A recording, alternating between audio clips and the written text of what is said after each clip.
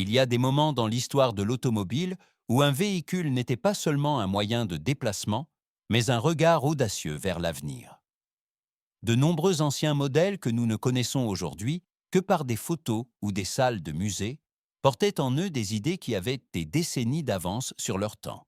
C'étaient des expériences pleines de passion, des visions faites de métal, de verre et d'électronique, créées par des ingénieurs qui osaient rêver avant que le monde ne soit prêt.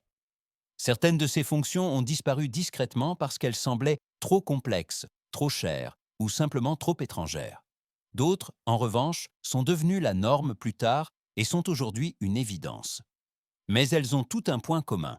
Elles ont profondément marqué la façon de penser le confort de conduite, la sécurité et l'innovation. Dans cette vidéo, nous découvrons les 7 fonctions les plus avancées des anciennes voitures qui ont particulièrement suscité l'étonnement en Europe et qui sont encore considérées aujourd'hui comme des jalons pionniers. Ce sont des histoires de courage, d'échecs, de percées, et la surprenante constatation que l'avenir existait parfois déjà depuis longtemps, caché dans des véhicules que beaucoup ont oubliés depuis longtemps. A1. Direction à 4 roues de la Honda. Prélude 1987. Quand Honda a présenté la Prélude en 1987 avec un tout nouveau système de direction à 4 roues, ce fut un choc, au meilleur sens du terme, pour de nombreux conducteurs européens. Soudain, une voiture se déplaçait avec une telle précision, une telle agilité et une telle intuition qu'on avait l'impression que les limites physiques elles-mêmes s'étaient déplacées. À grande vitesse, les roues arrière tournaient dans la même direction que les roues avant, ce qui générait une stabilité étonnante, auparavant connue uniquement des véhicules de course hautement spécialisés. En ville, en revanche, les roues arrière braquaient dans la direction opposée, transformant les virages serrés ou les manœuvres de stationnement en mouvements ludiques qui donnaient à l'impression que le véhicule était plus petit qu'il ne l'était réellement. Techniquement, le système était bien en avance sur son temps, et de nombreux experts en Europe y voyaient le début d'une nouvelle ère de contrôle des véhicules. Mais aussi prometteur que fut ce système, il a finalement échoué pour les mêmes raisons qui freinaient de nombreuses innovations à l'époque. Des coûts de production élevés, des réparations complexes et le fait que le marché de masse n'était pas prêt à payer plus cher pour une meilleure dynamique de conduite. Néanmoins, la Prélude est restée un symbole de l'audace et de la révolution que pouvait être la technologie automobile, et son système de direction à 4 roues a laissé des traces encore reconnaissables aujourd'hui dans les technologies de direction modernes. 2. Accès sans clé, keyless entry, de Ford dans les années 1980. Lorsque Ford a introduit le système d'accès sans clé dans les années 1980, cela a semblé à beaucoup de gens en Europe un pas directement sorti du futur. Pour la première fois, une voiture pouvait être ouverte sans l'insertion habituelle d'une clé. Il suffisait d'appuyer sur une petite télécommande et les portes se déverrouillaient comme par magie. Pour ceux qui étaient chargés de sacs de course ou qui circulaient dans des rues sombres, cela signifiait un nouveau sentiment de liberté et de sécurité. La technologie était bien en avance sur son temps et montrait comment le confort et la protection pouvaient fusionner en un seul concept. Mais comme souvent avec les premières innovations, il y avait des doutes. L'électronique était alors considérée comme fragile, chère et difficile à réparer. Beaucoup de conducteurs faisaient de plus confiance aux serrures mécaniques qu'à un signal radio invisible. Malgré tout, la fascination est restée grande. L'accès sans clé est devenu une marque de fabrique de la commodité moderne et a attiré en particulier les Européens férus de technologie, enthousiasmés par l'idée qu'une voiture puisse réagir sur simple pression d'un bouton. Même si le système s'est d'abord répandu lentement en raison des coûts de fabrication élevés et de l'intégration complexe, il a lancé une tendance qui a transformé l'ensemble de l'industrie. Aujourd'hui, l'accès sans clé est une évidence, mais à l'époque, c'était une preuve audacieuse de la capacité de l'avenir à anticiper. 3. La caméra de recul de la Buick Centurion 1956. Lorsque la Buick Centurion a été présentée lors d'un salon automobile en 1956, elle semblait être un véhicule venu d'un siècle lointain. Sous toutes les lignes futuristes et le design visionnaire, se trouvait une fonction qui laissait le public bouche bée, une caméra de recul.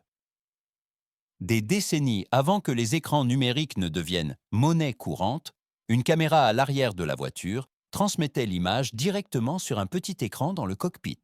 Pour l'époque, c'était plus qu'une simple expérience technique. C'était une tentative radicale de repenser la sécurité.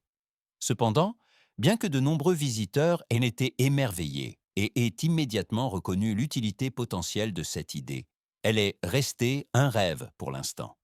La technologie était trop chère, trop sensible, et la qualité d'image trop limitée. L'industrie y voyait plutôt un jouet fascinant qu'une véritable solution. Le concept a donc disparu dans l'oubli, presque aussi vite qu'il était apparu. Ce n'est que des décennies plus tard, lorsque les caméras numériques sont devenues plus fiables et que les normes de sécurité ont évolué, que la caméra de recul est revenue, cette fois non pas comme une vision, mais comme un équipement obligatoire. Rétrospectivement, on a l'impression que la Centurion avait jeté un regard sur l'avenir que quelqu'un n'a su interpréter que bien plus tard. 4. Le tableau de bord numérique de l'Aston Martin Lagonda.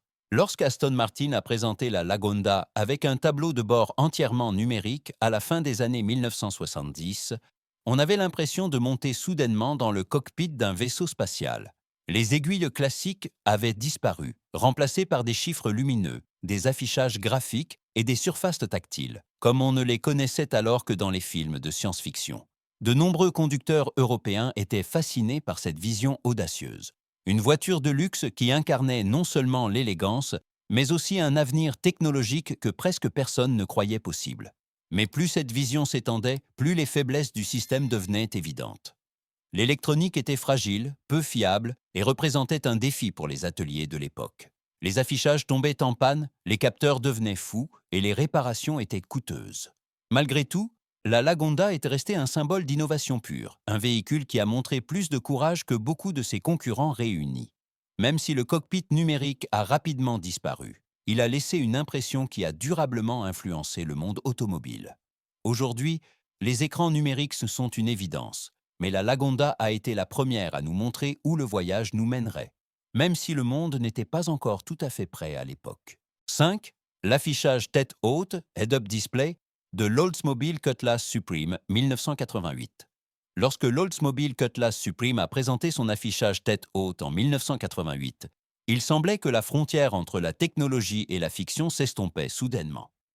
Des informations comme la vitesse, les avertissements ou les indications de direction flottaient directement dans le champ de vision du conducteur, projetées sur le pare-brise comme une voix silencieuse venue du futur. Pour de nombreux passionnés de voitures européens, ce fut un moment d'émerveillement pur. Pour la première fois, on n'avait plus besoin de détourner le regard de la route pour voir des données importantes. Tout était là où on en avait besoin, clair, direct et intuitif. Mais malgré toute l'admiration, le HUD est resté un luxe bien trop en avance sur son temps. La production était coûteuse, l'intégration techniquement exigeante et la demande encore faible, car de nombreux conducteurs ne comprenaient pas pourquoi ils devraient payer pour quelque chose qui leur semblait encore étranger. Le système a donc de nouveau disparu en arrière-plan, dépassé par les systèmes de navigation et les tendances d'infodivertissement du début des années 2000. Ce n'est qu'à l'ère moderne, où la sécurité et les systèmes d'assistance sont de nouveau au centre de l'attention, que l'affichage tête haute a fait son grand retour. Aujourd'hui, on le trouve dans de nombreux véhicules haut de gamme, mais la Cutlass Supreme a été la première voiture à nous montrer ce que l'on ressent quand une voiture ne se contente pas de rouler, mais nous parle. 6. Siège chauffant dans la Cadillac de 1966. Quand Cadillac a introduit les sièges chauffants en 1966, cela semblait d'abord un extra luxueux pour quelques privilégiés, une fonction qui tenait plus de la fantaisie de confort que de la nécessité réelle. Mais quiconque montait dans une voiture lors d'un froid hiver européen, dont le siège se remplissait lentement d'une chaleur agréable, comprenait immédiatement à quel point cette idée était réellement révolutionnaire.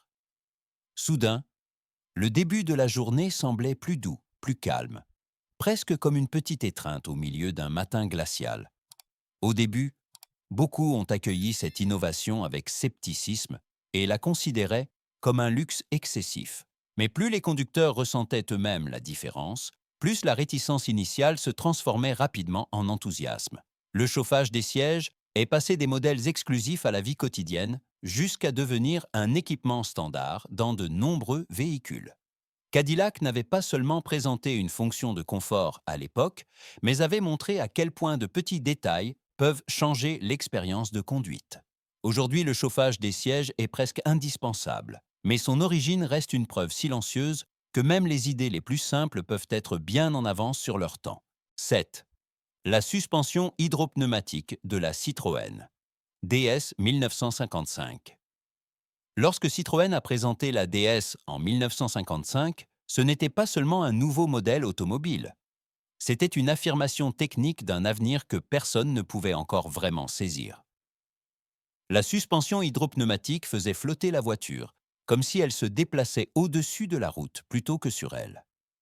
À l'aide de fluides hydrauliques et d'azote, le véhicule s'adaptait automatiquement au revêtement, se soulevant ou s'abaissant selon les besoins et offrant à ses occupants une sensation de conduite qui est immédiatement devenue légendaire en Europe. Pour beaucoup, la DS fut une révélation, une voiture qui combinait confort, stabilité et élégance, d'une manière qui semblait auparavant impossible. Mais comme toute technologie trop en avance sur son temps, celle-ci avait aussi son prix. Le système était complexe, exigeant en entretien et coûteux à produire, ce qui en a fait longtemps un privilège réservé aux modèles spéciaux. Néanmoins, la suspension hydropneumatique reste un symbole du courage de repenser radicalement les limites techniques. Elle a durablement marqué l'idée de la douceur et du contrôle d'une voiture, et même si elle est aujourd'hui rarement trouvée, son héritage perdure dans les systèmes de châssis modernes. Kiedy spoglądamy wstecz na te stare pojazdy, jedno staje się jasne. Innowacja nie powstaje dopiero wtedy, gdy świat jest na nią gotowy. Powstaje, gdy ludzie są wystarczająco odważni, aby stworzyć coś większego niż chwila. Wiele funkcji, które dziś uważamy za oczywiste, kiedyś wyśmiewano, krytykowano lub po prostu ignorowano. Ale one tam były, ukryte w modelach, które często docenia się jedynie z nostalgicznym uśmiechem. Każdy z tych samochodów był cichym zwiastunem tego, co pewnego dnia stanie się standardem. Czterokołowe układy kierownicze, kamera cofania, cyfrowe deski rozdzielcze czy hydropneumatyczne zawieszenie, wszystkie one pokazują nam, że postęp nie jest liniowy. Czasem pomysł rodzi się, ginie w szumie swoich czasów i dopiero dziesięciolecia później znajduje swoje miejsce. I być może właśnie w tym tkwi magia starej techniki motoryzacyjnej. Przypomina nam, że odwaga, ciekawość i pasja są siłami napędowymi każdego wielkiego przełomu. Kiedy więc mówimy o przyszłości jazdy, nigdy nie powinniśmy zapominać, że wiele odpowiedzi zostało już udzielonych przez pojazdy, których nikt wtedy nie rozumiał, ale które już wtedy wiedziały, dokąd zmierza droga.